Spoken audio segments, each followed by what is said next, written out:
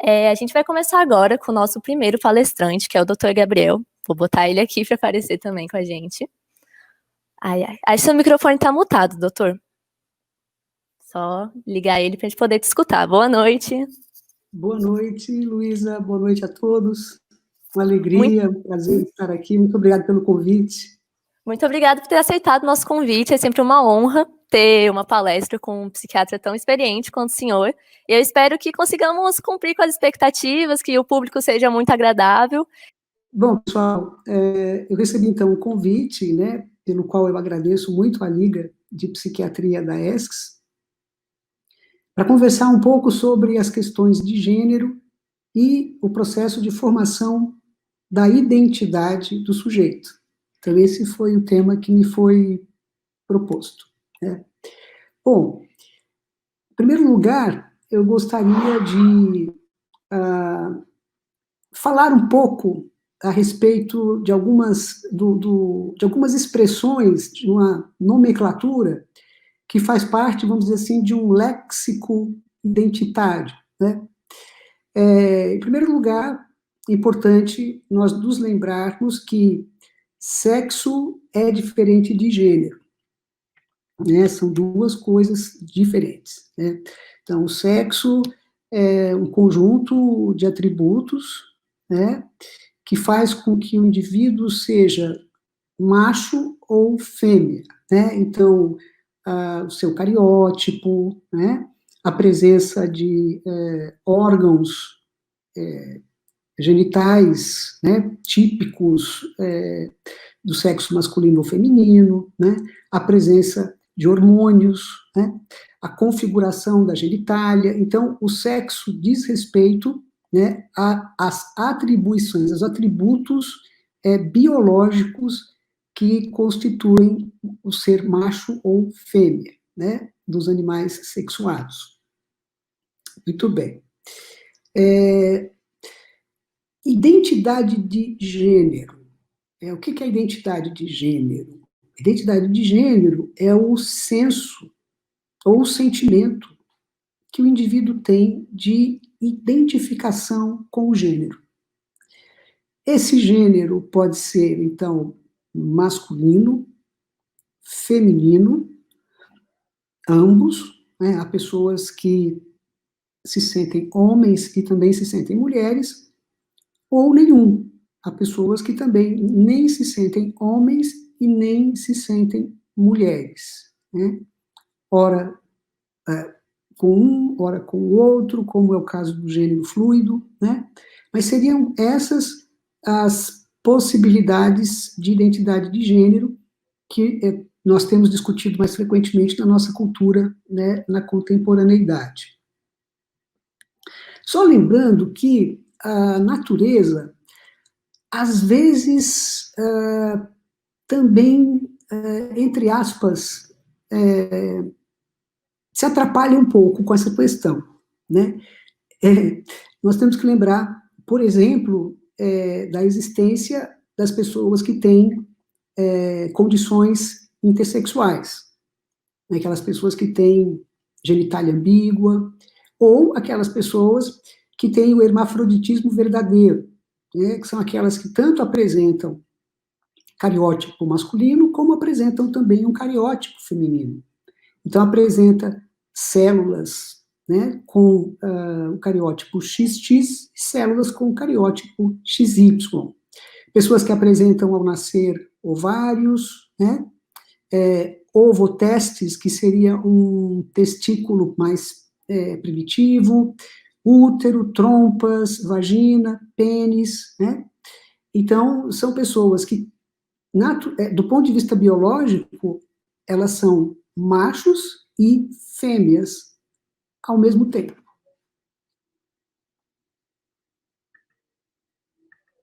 Muito bem. Orientação sexual, né? É importante a gente diferenciar uma coisa da outra, né? Gênero é uma coisa, orientação sexual é outra coisa, né? Então, orientação sexual diz respeito à preferência, né, numa linguagem psicanalítica, a preferência do objeto de amor, né? Então, a preferência que o indivíduo apresenta do ponto de vista erótico, né? Então, uma pessoa pode ser homossexual, se o seu desejo se direciona a pessoas do mesmo gênero, heterossexual, né, se o seu desejo se apresenta dirigido a pessoas do sexo oposto, do gênero oposto, bissexual, né, que podem ter seu desejo direcionado tanto para homens como para mulheres, e existem também aquelas pessoas que relatam uma assexualidade, ou seja, relatam uma ausência de desejo, tanto por homens como por mulheres. Então é muito importante que a gente entenda que gênero e orientação sexual, importante que entenda que sexo, gênero e orientação sexual são absolutamente distintos, embora estejam correlacionados, né? É importante, então, que nós compreendamos um pouco melhor as abordagens, que a minha ideia é essa, é apresentar, né, as abordagens que tentam, de alguma forma, oferecer modelos de compreensão, né, para a constituição de gênero, né? Porque se gênero é diferente de sexo, a pergunta é assim, o que faz, quer dizer, quais são os determinantes, o que faz com que um indivíduo, um sujeito, desenvolva uma identidade de gênero masculina ou feminina, ou ambas ou nenhuma, como eu expliquei agora há pouco, né? Então é um pouco sobre isso que nós vamos conversar, né? Então, do ponto de vista do desenvolvimento de gênero, nós temos algumas perspectivas que consideraremos na nossa apresentação, né? Então, nós temos a abordagem biológica, a abordagem evolucionista, que seria uma teoria sexual de Darwin, abordagem psicanalítica, abordagem cognitiva, teoria do esquema de gênero e a abordagem da aprendizagem social. Então, seriam basicamente, né, esses os modelos de compreensão do fenômeno gênero que nós vamos considerar. Então, falando inicialmente da abordagem biológica... Oi, doutor. Oi. Só para avisar que a gente conseguiu pegar a apresentação. Você quer que a gente projete aqui, então? Vocês são demais. O Rafa conseguiu, ele vai botar aqui pra gente. Tá certo. entrando já. A partir do nono slide, por favor. Uhum. Depois põe na tela toda também, tá, Rafa? Pra gente conseguir ver melhor. Ok, ótimo. Vou sair de novo aqui, doutor. Obrigada. Eu que agradeço. Muito obrigado. Bom, do ponto de vista da abordagem biológica, quais seriam as evidências, quais seriam as informações que nós temos e que falam a favor desse determinante, né? Bom, em primeiro lugar, a existência de papéis de gênero semelhantes em muitas culturas. Então, nas mais diversas culturas, verifica-se uma grande semelhança entre os papéis de gênero de homens e de mulheres. Claro que existem variações, existem diferenças, naturalmente, mas existe, na maioria das culturas, uma similaridade desses papéis, né? Outro indício é a associação encontrada entre níveis mais altos de testosterona e preferência por brincadeiras comumente masculinas em meninos, né? Então, brincadeiras, digamos assim, em que há uma maior atividade motora, por exemplo, né? Há uma preferência por movimentar-se com mais intensidade, né? De forma, às vezes, mais brusca também, né? Então, isso parece estar associado aos níveis mais altos de testosterona. Existe um estudo muito importante que foi feito com crianças que apresentaram genitália ambígua ao nascimento. Essas crianças, então, portanto, foram 14 crianças geneticamente masculinas, portanto, cariótipo XY, né? Foram operadas com 1 mês de vida e foram, então, atribuídas ao sexo feminino, porque costumava-se, e em muitos lugares costuma-se, atribuir à criança, atribuir ao sexo, digamos assim, que tenderia a funcionar o mais normalmente possível, ou que teria uma aparência mais próxima possível de uma genitália normal, né? Então, essas crianças foram operadas e foram atribuídas, então, ao sexo feminino, e foram criadas como meninas, né? Então, esse estudo foi um estudo feito com crianças que haviam sido operadas por um cirurgião da Universidade de Harvard, muito conhecido, Money, né?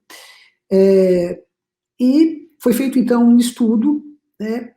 E verificou-se, um estudo de follow-up, e verificou-se que, dentre essas crianças, 8 destas crianças que foram criadas como meninas, entre os 5 e os 16 anos, se declararam como meninos, né? Se apresentavam e se diziam, e se identificavam com o gênero masculino.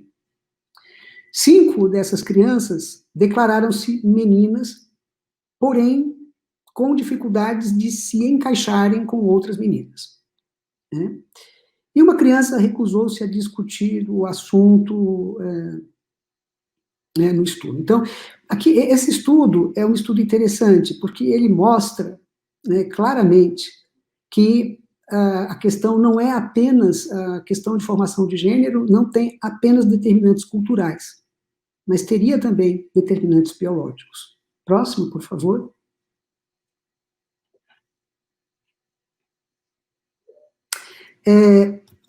Outra evidência importante, né, é a evidência relativa às meninas que têm hiperplasia congênita das suprarrenais, né?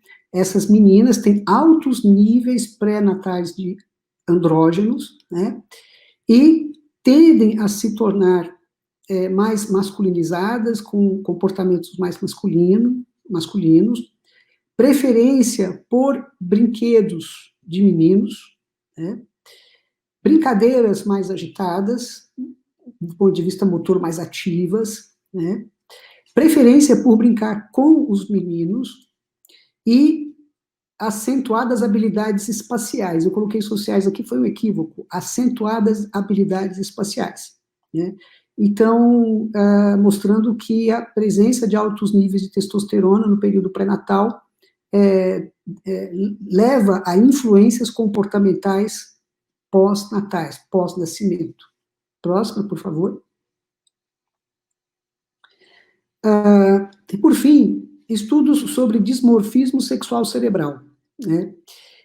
Gilmore, em 2007, né, fez um estudo medindo o perímetro cefálico, né, de bebês, né, de crianças na primeira infância, né, já desde o nascimento, e verificou que o cérebro de meninos é aproximadamente 10% maior que o cérebro de meninas, como eu disse, já desde o nascimento, né?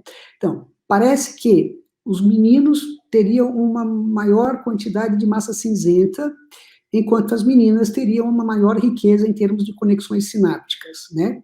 Mas há uma diferença de tamanho nos cérebros. Próxima, por favor. Esse é um estudo muito interessante, um estudo que foi feito com ressonância magnética por difusor de tensão, né? Esse é um tipo de ressonância magnética que é muito útil e que traz informações sobre conexões e sobre tratos cerebrais, né? Então, foi feito um estudo, próximo, por gentileza. Foi feito um estudo onde foram comparados cérebros de homens, de mulheres, ambos heterossexuais, controles heterossexuais, E foram estudados também os cérebros de 18 homens transgêneros virgens de tratamento hormonal. Então, homens transgêneros que nunca haviam feito tratamento hormonal. E aí eles verificaram nesse estudo, né, uma diferença no tamanho de algumas estruturas cerebrais, né? Então, verificaram que há uma diferença estatisticamente significante, né? O fascículo longitudinal superior, ele é maior nos homens do que nas mulheres, estatisticamente significante. Nos transgêneros, que podem ser vistos aqui, a barra em vermelho corresponde aos transgêneros, né, os homens transgêneros, esse fascículo longitudinal superior é, estatisticamente falando, significantemente maior do que o observado nas mulheres, né, mais próximo do tamanho observado nos homens, né, tanto o anterior quanto o posterior. Né. O fórceps menor é uma outra estrutura que mostrou também ser diferente entre homens e mulheres, é maior nos homens do que nas mulheres, de forma significante, estatisticamente. Quando estudados os homens transgêneros, verificou-se que há uma diferença estatisticamente significante entre as mulheres, não estatisticamente significante entre os homens, então mostrando uma maior proximidade do tamanho dessa conexão, dessas estruturas com o cérebro masculino. E o trato córtico-espinhal, né, mostrando também que ele é maior do que a mulher, e os homens transgêneros apresentariam um trato córtico-espinhal que ficaria entre o tamanho das mulheres e o tamanho dos homens. Então, lembrando que aqui foram controles heterossexuais, e aqui foram estudados cérebros de homens transgêneros virgens de tratamento hormonal. Próximo, por favor. Só para mostrar um pouco, né, o que é o fascículo longitudinal superior. Então, aí nós temos um desenho esquemático, né? Esse fascículo longitudinal superior, ele conecta os lobos frontal, occipital, parietal e temporal, então ele é uma via de conexão entre os lobos cerebrais. Próximo, por favor. O fórceps menor, ele faz aqui uma conexão, né, entre os lobos frontais do hemisfério direito e do hemisfério esquerdo, né? Então ele faz uma conexão entre esses dois lobos, né? Próximo, por favor. E o trato córtico-espinhal, né? Então o trato córtico-espinhal, só lembrando, né, é composto principalmente de axônios motores, constituindo o componente voluntário da motricidade. Então, este trato córtico-espinhal é maior nos homens, nos meninos, do que nas meninas, né? E o cérebro de transgêneros virgens de tratamento, homens transgêneros, tem um tamanho intermediário entre o masculino e o feminino. Próximo, por gentileza. Então, esses dados que eu acabei de apresentar são dados que falam a favor de determinantes biológicos, né, na determinação do gênero. Agora nós vamos ver um pouquinho, rapidamente, sobre a abordagem evolucionista, né, que seria a teoria da seleção sexual de Darwin. Né. Bom, Darwin observou, né, que em várias culturas, em distintas culturas, haveria uma valorização da coragem física nos homens. Né? Então, os homens seriam valorizados, tanto pelos próprios homens, como pelas mulheres, pela sua coragem física, pela sua capacidade física e pela sua coragem. Né? E as mulheres apresentam uma tendência a ser mais atenciosas e mais carinhosas do que os homens, né, de um modo geral, claro, em diferentes culturas. Então, formulou-se a hipótese de que a competitividade e a agressividade mais comumente encontradas no homem e o cuidado físico e emocional, mais comumente encontradas nas mulheres, seriam habilidades, capacidades que se desenvolveriam durante a infância como uma preparação para esses papéis na vida adulta, né? Então, só lembrando que o nosso cérebro é uma relíquia arqueológica, né? Nós temos aqui o mesmo cérebro que os homens pré-históricos tinham, né? Então, essa é uma perspectiva que a gente precisa ter em mente, né? E, na verdade, os autores que seguem essa perspectiva, eles consideram, né, os avanços culturais como parte da evolução, né, humana, né, interagindo e integrando também essa perspectiva na determinação do gênero. Próxima, por favor. Abordagem psicanalítica, né? O Freud é o pai da psicanálise, né? Ele propõe, né, na sua visão, na sua perspectiva, né, que o gênero se daria por um processo de identificação, né? Então, a criança, ela se identificaria com o progenitor do mesmo sexo, na maioria das vezes, na segunda infância, embora isso possa acontecer antes dos 4 anos de idade. Em algumas crianças pode ocorrer por volta dos 2 anos de idade, né? Então, essa identificação com o progenitor do mesmo sexo, que se faria na maioria das vezes, né, ocorreria após a resolução do chamado complexo de Édipo, né, e seria, segundo o próprio Freud, mais claramente identificável na constituição do gênero masculino. Então, o próprio Freud, ele falou, né, até nos seus últimos anos de vida, ele disse que ele achava que ele tinha compreendido bem a constituição de gênero, psiquismo masculino, mas que ele não havia compreendido muito bem as mulheres, e que ele deixava essa tarefa para as gerações posteriores, né?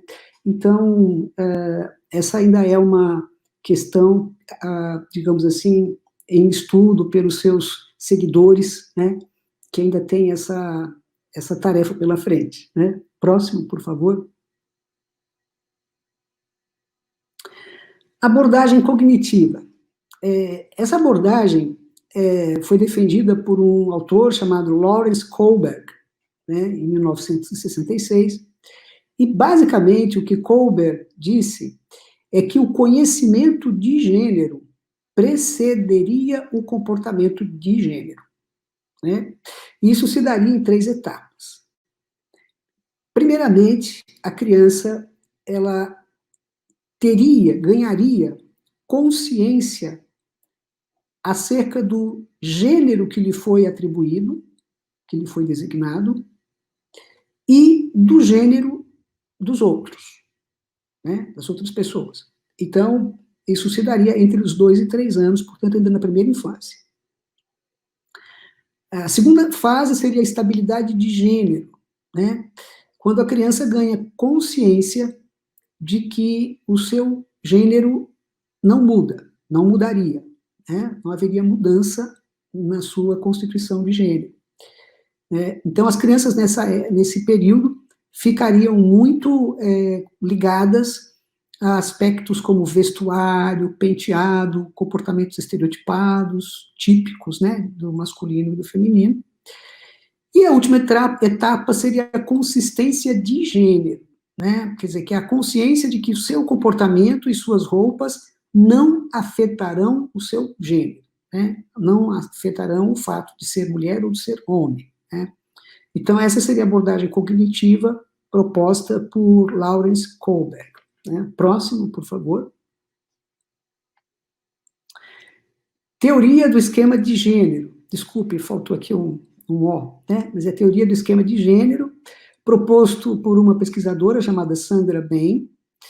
Essa teoria do esquema de gênero, ela é muito parecida com a teoria de Kohlberg, mas é uma teoria que engloba mais aspectos culturais e conceituais, né?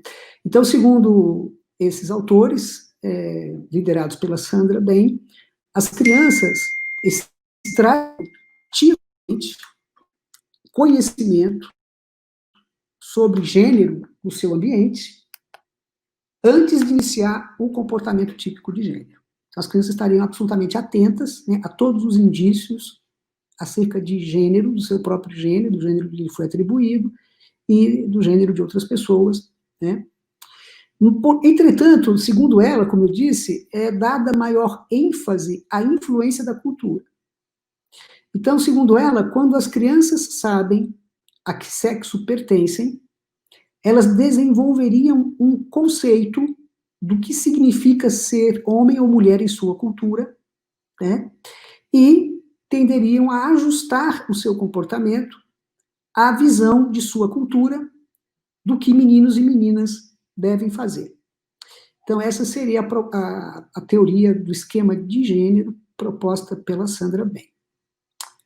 Próximo, por favor.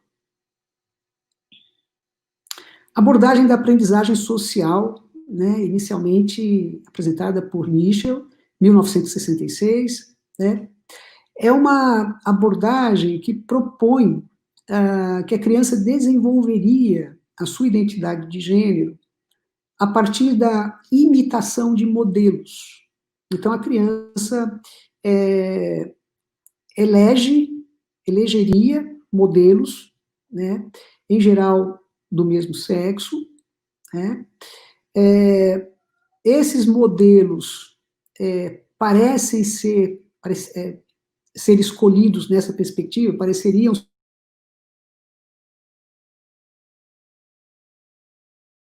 ser escolhidos, né, pelo questões a poder e atenção. Então, pessoas mais atenciosas e mais poderosas tenderiam a ser modelos, né, para as crianças. O desenvolvimento desse modelo seria reforçado positivamente por comportamentos apropriados ao gênero, né, reforçados pelo seu meio social, né. Quase sempre essa imitação de modelo se dá em relação a um dos pais, né, e, portanto, haveria, a partir desse conjunto, desse desenvolvimento de comportamentos típicos, né, uma resposta do ambiente, uma resposta favorável do ambiente, um feedback do ambiente em relação a essa adoção de modelo, né, que se daria também pelos ensinamentos dos pais e de outros adultos, né. Então, é um pouco diferente aqui do que é proposto na abordagem cognitiva. Aqui a criança desenvolveria a sua identidade, né, a partir de processos como modelagem e modelamento, né. Próximo, por favor. Eu acho que esse slide aqui, ele ficou fora de posição, né, porque sim, não, tá certo, né. Então, é para dizer o seguinte, que a identidade do sujeito, né, ela parece, então, ser determinada por processos biológicos, por processos psicológicos e por reforçadores sociais e culturais. E do meu ponto de vista pessoal, estudando o tema, me parece que a palavra identificação, ela corresponde, ela seria um vocábulo, uma palavra que me parece de maior validade para acessar o fenômeno da constituição de gênero, né? Então, a criança, ela desenvolveria uma identificação que, do meu ponto de vista, é facilitada pelos seus processos biológicos, né? Reforçada por processos psicológicos e por ambiente social e cultural. Próximo, por favor. Então, basicamente, seriam essas ideias que eu queria trazer nessa apresentação, né? Nós temos aí pelo menos uns 20 minutos para perguntas e respostas, né? Eu sei que o tema é muito denso, é muito complexo também, né? Agradeço pela atenção, meu e-mail está aí, caso queiram entrar em contato, né? E fico à disposição agora até as 19h30 para responder as perguntas que a plateia, que a assistência possa ter. Obrigado. Oi, doutora, a gente disponibilizou um link aqui na descrição para o pessoal mandar as perguntas. Tiveram bastantes perguntas, mas como o nosso tempo também não é tão grande, a gente selecionou algumas que mais pessoas tinham perguntado, né? E agora eu vou ler as 3 que sintetizam basicamente o que a galera está querendo saber. A primeira é: como pode ser explicada biologicamente a não binariedade de gênero e fluidez de gênero, em relação ao tamanho do cérebro, etc. Como que isso pode ser explicado biologicamente, é a pergunta. Veja, conforme aquele estudo, né, em que eu mostrei a diferença no tamanho daquelas estruturas, né, fascículo longitudinal superior, fórceps menor, trato córtico espinhal, né, se vocês prestarem atenção naquele gráfico, há uma diferença no tamanho entre homens e mulheres, naturalmente, e o cérebro do transgênero parece ser um cérebro intersexual. É maior do que o observado nas meninas, porém menor do que o observado nos meninos, né?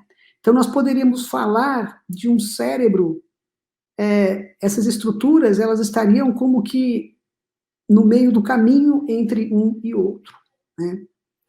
Então, me parece que, do ponto de vista biológico, é fácil compreender, né, que algumas pessoas possam ter uma identidade não binária, né? Eu penso que essa intersexualidade cerebral, vamos chamar assim, né, sofreria muitas influências do ambiente, muitas influências culturais, sociais, né, em nível microsistêmico, em nível macrosistêmico também, e essas influências, né, teriam um papel determinante, né, em como o indivíduo vai se identificar, quer dizer, em como vai se dar sua tipificação de gênero. Mas eu penso que esse estudo que eu acabei de mostrar, ele é um estudo muito, vamos dizer assim, coerente até, né, com essa ideia não binária, né, se nós pensarmos que não se encaixaria nem em um, nem em outro, mas ficaria ali, de alguma forma, no meio do caminho, né. Ok, doutor. A próxima pergunta seria um pouco mais específica, que perguntaram: qual seria a contribuição materna da sexuação proposta por Lacan no estudo do desenvolvimento do gênero feminino? Não sei. A resposta foi mais voltada. Porque eu não conheço Lacan, eu não estudei Lacan, não conheço absolutamente nada a respeito, exceto que ele é francês e é também psicanalista, né? Mas eu conheço muito pouco a respeito da teoria lacaniana, né? Sei alguns princípios mais básicos, mas realmente não sei responder, não sei. Tudo bem, foram um pouco fundo aqui, né? Na interpretação. A terceira pergunta que a gente separou um pouco mais ampla, que seria: como as pessoas podem diferenciar se elas se sentem do sexo oposto ou se isso é causado por se encaixar nos estereótipos do sexo oposto? Nessa ambiguidade. Você pode repetir a pergunta, por favor? Sim. Perguntando como que as pessoas conseguem diferenciar se elas se sentem de fato do sexo oposto ou se isso é causado por se encaixar no estereótipo que é atribuído a esse sexo oposto. Essa é a pergunta que mandaram. Certo. Bom, aí nós temos que fazer uma distinção, pessoal, entre dois conceitos distintos, né? Um conceito é o conceito de variabilidade de gênero, né? Então, existe esse fenômeno, né? São as variabilidades de gênero, pessoas que se identificam mais com comportamentos, com uma estética do sexo oposto, né? Com padrões comportamentais do sexo oposto, né? Entretanto, quer dizer, o fato delas se identificarem mais, né, com essa estética e com esses comportamentos, não fariam delas pessoas que têm uma disforia de gênero, uma incongruência de gênero, né, para usar uma tecnologia mais atual. Porque a incongruência de gênero, né, é uma experiência de disforia, é uma experiência de estranhamento, né, de não reconhecimento, né, do seu corpo, né, do ponto de vista da representação da sua identidade, da sua subjetividade, né? Então, quer dizer, haveria um sofrimento do indivíduo em relação ao próprio corpo, né? Então, essa é uma característica nuclear na definição da incongruência de gênero. Então, o indivíduo, ele apresenta um sofrimento que não está apenas no plano da sua relação com o social, com o ambiente social. Não, é um desconforto que se dá na solidão do seu quarto, né? Ele tem um sofrimento em relação ao próprio corpo, e isso se dá independentemente de questões sociais. Então, para a pessoa que apresenta incongruência de gênero, é muito fácil identificar isso. Não é fácil viver isso, mas é muito fácil identificar isso, né? Saiu, alguns anos atrás, um estudo na Nature, porque os estavam procurando, basicamente, marcadores biológicos, né, que pudessem ser úteis, né, no diagnóstico precoce de gênero. Né. E aí foi feito, os autores fizeram uma revisão, e na conclusão, os autores dizem assim, que a melhor forma de se saber, né, qual é a identidade de gênero de uma criança é perguntar para ela, né, depois que ela tem alguma idade, né, depois ali da primeira infância, entre 2 e 3 anos, ou um pouco mais, né, quando ela já tem alguma idade para reconhecer essas questões, é só perguntar para ela que ela vai dizer, né? Essa foi a conclusão dos revisores que publicaram esse artigo na revista Nature, né? Então, assim, essa é uma conclusão que valida, né, a percepção do indivíduo acerca do gênero.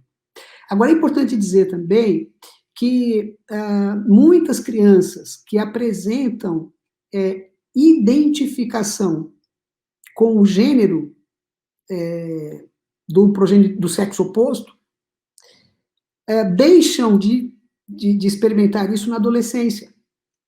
Então, parece que existe um percentual de crianças, né, que na adolescência não sentem mais essa incongruência de gênero, né, talvez, sim, se identifiquem com comportamentos, com estereótipos, ou com uma estética mais masculina ou mais feminina, mas que não apresentam essa disforia de gênero, essa incongruência de gênero na adolescência. Esse é um fato também, né? Um pesquisador chamado Gore, holandês, fez uma revisão de literatura mostrando que existe esse fenômeno, né? É complexo, né? Um fenômeno complexo. Não sei se a resposta contempla a pergunta, mas seriam essas as ponderações que eu gostaria de fazer. Uhum. Eu acho que deu para conseguir fechar direitinho. A próxima pergunta seria sobre essas teorias que o senhor comentou. Perguntaram qual delas seria mais aceita e se elas seriam autoexcludentes. Então, né, esse tema é tão controverso, sabe? É muito controverso, né? Há defensores apaixonados da perspectiva biológica, defensores apaixonados da perspectiva psicanalítica, né? Defensores apaixonados da aprendizagem social. Então, na verdade, é bem complexo isso. Mas eu vou falar o que eu acho, o que eu, humildemente, acho que acontece. Do meu ponto de vista, eu acho que a constituição de gênero se dá por um processo de identificação. Em primeiro lugar. Do meu ponto de vista, essa identificação é anterior, é pré-verbal. Porque se eu perguntar a qualquer um de vocês, por que você se sente um homem? Ou por que você se sente uma mulher? Você vai se atrapalhar um pouco para me responder. Ah, porque eu tenho um pênis, então por isso eu sou um homem. Ah, porque eu gosto de meninos, então por isso eu sou mulher. Sei lá, né? Vão aparecer respostas mais ou menos assim. Mas, se você parar para pensar, essa não é uma resposta que está na ponta da língua. Você pode racionalizar, você pode parar para pensar, peraí, por que eu me sinto homem? Por que eu me sinto mulher? Deve ser por isso, deve ser por aquilo. Mas essa não é uma resposta que esteja na ponta da língua. Na minha opinião, ela não está na ponta da língua porque ela não está registrada na memória declarativa. Na minha opinião, esse registro identitário, ele está registrado na memória procedural, que é mais precoce, cuja maturidade, cujo desenvolvimento é anterior à memória declarativa. E na minha perspectiva, da minha forma de ver, eu acho que é uma identificação que se dá pelo movimento. Eu acho que se dá pelo movimento. Por quê? Como nós vimos, o trato córtico-espinhal, ele é mais denso, ele é maior nos meninos do que nas meninas. Há estudos também que mostram que já desde o período pré-natal, os meninos, em geral, são mais ativos do que as meninas. Meninos, de um modo geral, se movimentam mais do que meninas. E isso é coerente com o fato do trato córtico-espinhal ser mais volumoso em meninos que em meninas. Então, do meu ponto de vista, a criança, o bebê, ao se movimentar, vamos lembrar que o movimento não se dá na perspectiva de um objeto que cai, mas ele se dá na perspectiva ecológica. A criança se movimenta em relação com o seu ambiente, em relação com progenitores. Então, eu acho que o fato do sexo, que o progenitor do mesmo sexo tender a ter um padrão de movimento com o seu bebê do mesmo sexo, eu creio que isso seria um fator, essa questão do movimento seria um elemento, um fator que faria a ligação do biológico com o desenvolvimento da identidade numa perspectiva psicológica. E do meu ponto de vista, o que vem depois são reforçadores sociais, né? São questões que vêm reforçar ou que vêm pôr em extinção aqueles comportamentos que se adequam ou não. Então, isso é como eu entendo. Eu estou escrevendo um livro, inclusive eu estou apresentando essa teoria como a minha visão de como isso se dá, mas eu acho isso. Né? E como é que ficaria o transgênero nessa situação? Né? Como nós vimos, o trato córtico-espinhal do transgênero, ele é maior do que nas meninas, mas é menor do que nos meninos. Né? Como se daria essa questão do movimento? Será que o transgênero, o homem transgênero, por exemplo, ele se movimenta mais do que as meninas? Ele se movimenta mais próximo do que os meninos se movimentam, do ponto de vista de quantidade motora, né? Nós falamos de quantidade motora aqui, né? Ou não? Então, aí eu acho que tem toda uma questão a ser considerada, mas, na minha opinião, esse trato córtico-espinhal ser mais volumoso em meninos do que em meninas. Os meninos, de um modo geral, serem mais ativos do que as meninas. E isso seguir como uma característica ao longo da vida. Eu acho que isso se constitui num elo que faz uma conexão da criança com o progenitor do mesmo sexo. Essa é a minha visão. É assim que eu vejo esse fenômeno. Obrigada, doutor. A gente tem mais uma pergunta, que é mais ampla também, e depois estão pedindo algumas indicações de livros e coisas, mas vou falar a pergunta primeiro, tá bom? Seria Então, assim, doutor Gabriel, você acredita que, uma vez que o gênero faz parte de uma construção social, e, portanto, não nascemos com ele, ele poderia não existir no futuro? Foi esse o questionamento que foi trazido. eu acho que não. Sinceramente, eu acho que não. Porque o Homo sapiens é um animal sexuado. E isso ninguém muda. Entende? É um animal sexuado. O Homo sapiens é um animal sexuado. E isso ninguém muda. Né? Então, você tem macho e tem fêmea. Você tem uma biologia que distingue machos e fêmeas. E que, na minha opinião, faz parte, né, desse processo de constituição de identidade. Né? O que eu acho é que com a evolução da sociedade, com a evolução, né, da nossa cultura, né, eu acho que as diferenças culturais tendem a esmaecer. Isso eu acho. Se você vai, por exemplo, à Escandinávia, que é uma parte do planeta, né, mais desenvolvida do que, enfim, muitos outros países, inclusive o nosso país, né, tem uma cultura, por vista cultural, inclusive. Quando você visita a Escandinávia, você vê, por exemplo, que a diferença entre homens e mulheres não é tão marcante como é, por exemplo, no Brasil. Do ponto de vista social, do ponto de vista profissional, do ponto de vista de remuneração, do ponto de vista de cuidado com os filhos, de cuidado da casa. Então, uma série de aspectos que aqui é muito diferente, lá não é. Lá essas diferenças são muito menores. Né? Entretanto, há uma identidade de gênero masculino e feminino. Então, assim, eu não acredito nisso não, viu? Simplesmente porque o Homo sapiens é um animal sexuado. E eu não posso ignorar a força, o poder da preservação da espécie.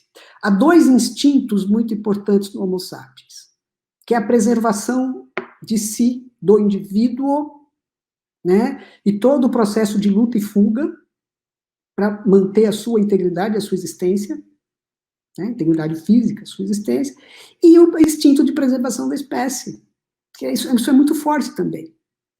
E a constituição do gênero, ela está na perspectiva da preservação da espécie. Essa é a minha visão. Eu acho que isso nunca vai acontecer, honestamente. Entendi, doutor. Muito obrigada. A última pergunta, não seria uma pergunta, seria mais um pedido para alguma indicação sobre um livro, algum tipo de documento informativo sobre essa questão de gênero. Você acha que teria algum bacana para passar aqui para a galera, para eles poderem se informar mais? Olha, tem tanta coisa, assim, mas o que tem, na verdade, são textos de caráter científico, né? Artigos científicos, então textos de caráter científico. Há uma falta de textos psicoeducativos sobre o tema, há uma falta de livros, né, voltados para pacientes e familiares, ou para pessoas com variabilidade de gênero. Até por esse motivo eu estou terminando o meu livro, né, que é um livro que pretende contribuir com essa falta, né, com essa lacuna, né, que pretende ajudar a diminuir essa lacuna de conhecimento. E para escrever esse livro eu tenho visto muita coisa, tenho lido muita coisa. Então, assim, quem tiver interesse, me manda um e-mail, que aí eu posso compartilhar algumas referências bibliográficas interessados. Tá bom? Talvez seja mais fácil, porque eu tenho uma lista de referências que eu posso encaminhar.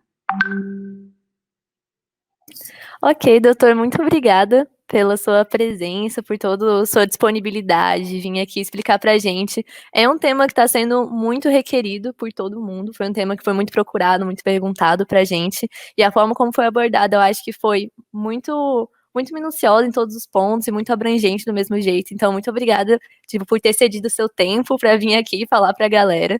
A gente está com bastante gente assistindo e acredito que todos gostaram e aprenderam muito com tudo. Então, muito obrigada. Se quiser fazer mais alguma consideração final, temos mais uns minutos, mas se preferir encerrar também, tudo certo.